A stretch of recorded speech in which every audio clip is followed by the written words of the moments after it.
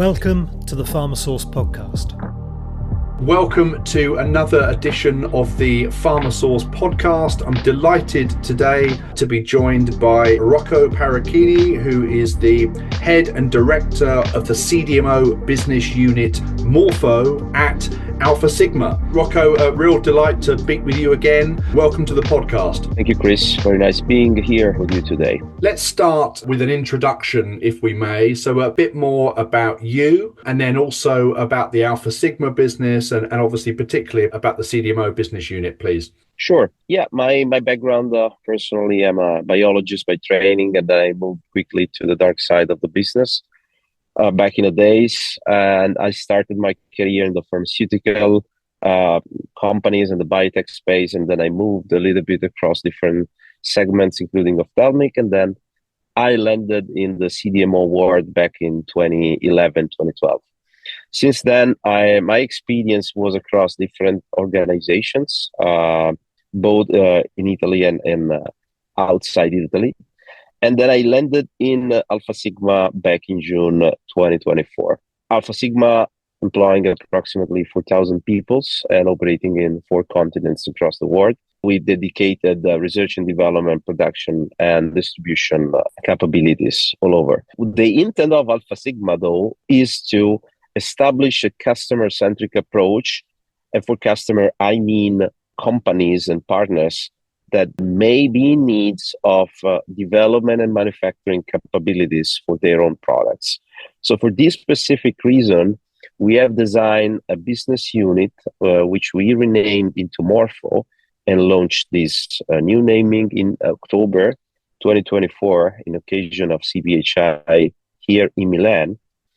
And with the intention of signaling to the industry that although Alfasigma is clearly a pharmaceutical company, the commitment towards third-party manufacturing is extremely strong. And there is a fundamental belief for us that besides Alfasigma products, we can actually reach out to products in production beyond our own brands by means of leveraging the CDMO capabilities. Thank you. Really good to hear more about that customer-centric approach within the Alfasigma business, this real commitment to third-party manufacturing, and obviously the launch of Morpho as a business unit as a result of that. We've touched a little bit on the business and the unit, etc. What are the main products and services that you're investing in, Rocco? Yeah, well, from a technical perspective, we have different locations with different areas of expertise across Europe and US. In fact, our facilities, let's say those facilities that pertain to the Morpho business offering, are the 4 facilities in Italy operating out of Alano, which is on the East Coast and fully dedicated to sterile manufacturing. Pomezia, which is on the other coast, very close to Rome, which is our center of excellence for oral solid as well as R&D capabilities. Then we have Sermoneta, which is about 1 hour driving distance south of Rome, where we manufacture APIs. The expertise range across the carnitine space. And then in Milan area, we have another facility, which is formerly known as SOFAR, where we manufacture solid dosage forms as well as enemas and other liquids and creams. On the other side of the ocean, instead, in Shreveport, Louisiana, we have a facility which is currently fully dedicated to nutraceutical production. So overall, as you can see, the geographic space covered by us is relatively broad, as well as the set of formulation and technologies we can offer. Right now, we aim to leverage the strong reputation of our business unit that has been built in the course of the last 20 years, more or less, as a springboard for further investment and enhancement for our capacity and capabilities. In fact, we are ready to invest in different directions, not only in terms of capacity, so increasing, for example, our room for manufacturing freeze drying, soft gel, and other formulation. But we also intend to invest in IP protected formulation and manufacturing technologies which will really put us in spots where competition is limited. Rocco, tell us a little bit more, if you can, about capacity in terms of what the business currently has and any future plans to increase that capacity, perhaps. Yeah, capacity is actually an interesting angle because as you may consider, Alfasigma is already manufacturing its own product captively, let's say in-house. So when it comes to capacity, the different perspective that Morpho brings with regards to the past is that we intend to reserve and to preserve the interest and the capacity dedicated to third parties. Therefore, we actually bringing at the same level of interest and importance within the facilities what is a captive production for our own products at Alfasigma, as well as for products made for third parties. This fundamental and philosophical point of view enable us to broadly and intentionally invest even in those areas where our captive production is not necessarily in need.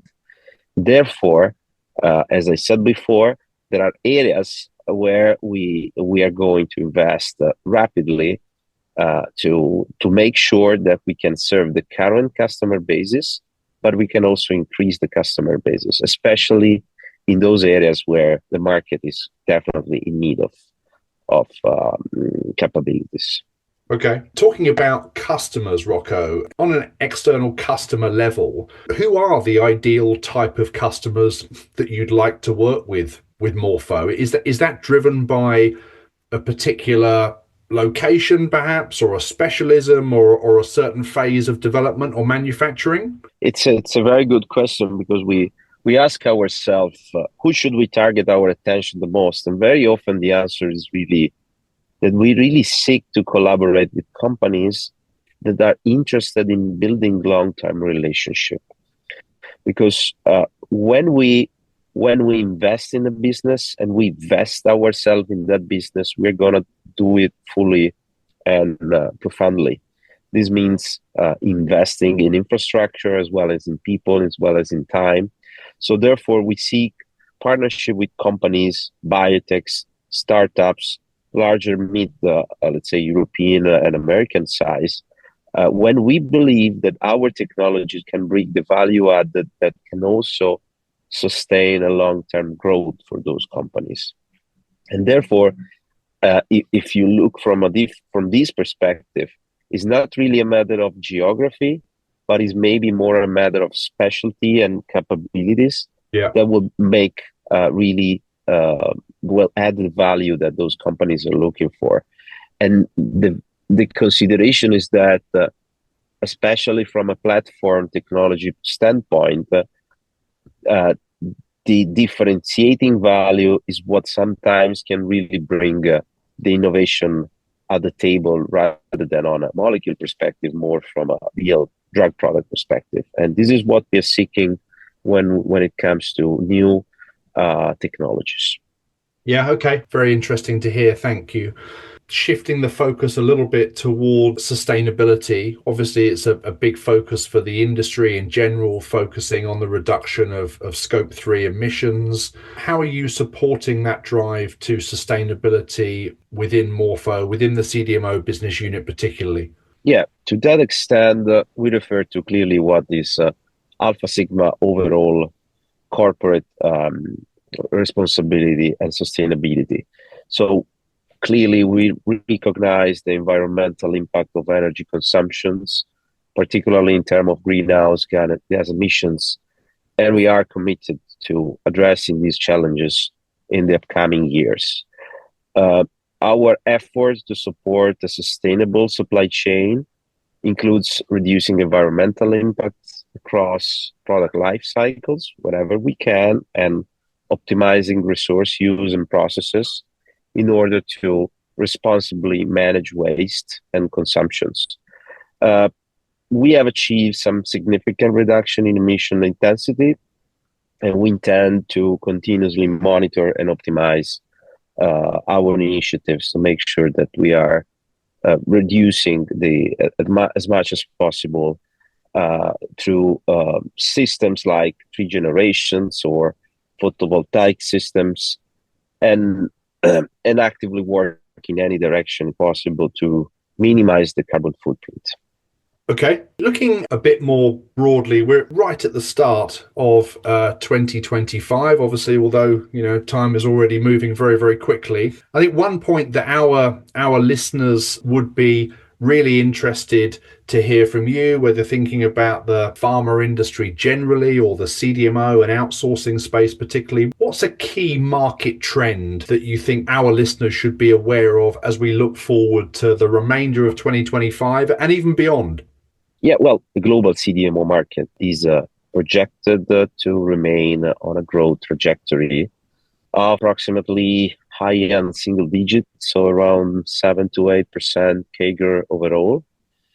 What the expert says is that this growth will be fueled by a continued outsourcing trend, mostly. So, in fact, the pharmaceutical companies are increasingly outsourcing drug development and manufacturing to CDMOs, specialized or, let's say, more generic-like, in order to reduce their costs, improve efficiencies, and accelerate time to market. So more recently, we've seen clearly the rise of the complex biologics and the personalized medicine, which is driving the high-value demand for specialized manufacturing capabilities, while the adoption of advanced technologies like automations, artificial intelligence, is transforming the CDMO landscape.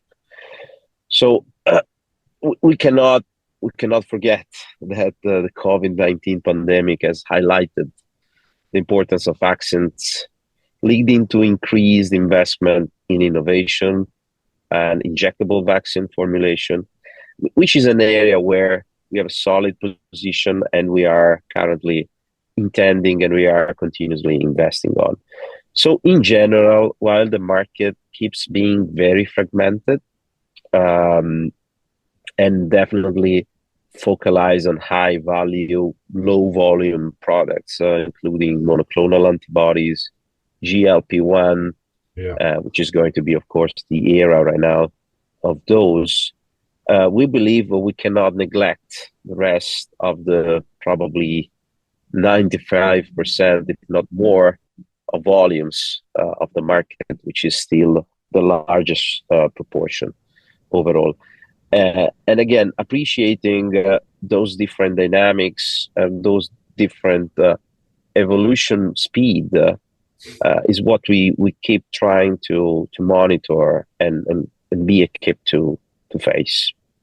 Thank you, Rocco. That's really fascinating to hear that. I mean, obviously, we're all very aware of what an important segment of the industry this is, as you talked about those kind of projections for high single-digit CAGR growth over the coming years, and obviously, as you say, are underpinned by those key points around reducing costs, improving efficiency, accelerating time to market. It's such an important part of the pharma industry. A final question: if there was one bit of advice that you could give to biotechs or to pharma companies when partnering with a CDMO, what would that look like? Yeah, well, when we talk about biotechs, so small-scale manufacturing or let's say initial manufacturing companies, well, they need to seek for a stable and reliable CDMO partner that understands their needs and then can provide the tailored and flexible solutions that they need. And in my perspective, this is sometimes relatively difficult because perhaps it's not so easy to find that kind of profile across, the various lists of CMOs operating in the market. From this point of view, my intent is really to try to reach out the innovation hub solidly and consistently in order to be visible to those companies that are in need of a reliable CDMO and may not have the internal resources to tackle all the challenges that, the drug product development takes.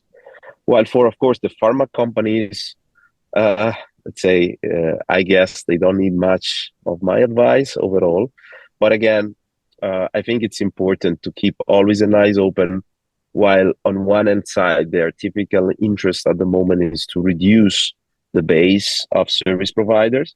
But at the same time, I think that the advice I would give them is to keep an eye open on what are the real innovators in the space, and avoiding,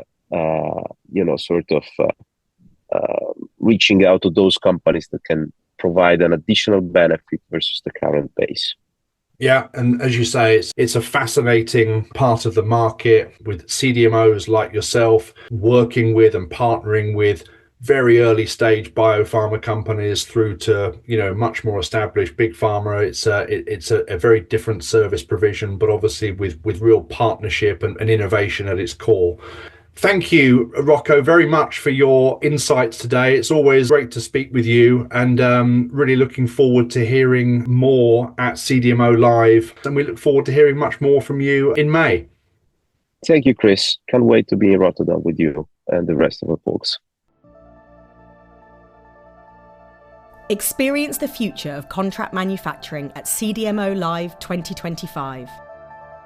Join us at the World Trade Centre Rotterdam on May the 7th and 8th, 2025 for an exclusive event that brings together the sharpest minds in biopharma outsourcing. For 2 days filled with market insights, best practices and partnering. Early bird tickets are now available, so head to cdmolive.com to download the agenda and to book your ticket.